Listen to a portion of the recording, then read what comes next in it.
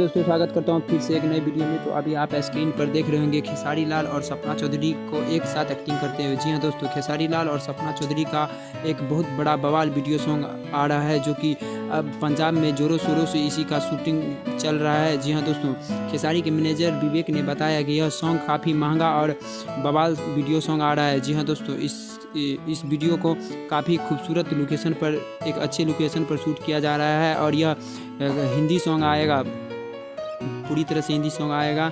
और वैसे भी अभी सावन का महीना चल रहा है, तो इस सॉन्ग को आने में थोड़ा बहुत समय लग ही जाएंगे। जी हाँ दोस्तों, तो यह वीडियो आप सभी को कैसा लगा हमें कमेंट में बताएं, और मेरे वीडियो पर पहली बार आए हैं तो वीडियो को लाइक करके चैनल को सब्सक्राइब कर लें, ताकि इसी तरह का लेटेस्ट न्यूज़ आप सभी तक पहुँचे। तब तक के लिए जय हिंद, जय भारत।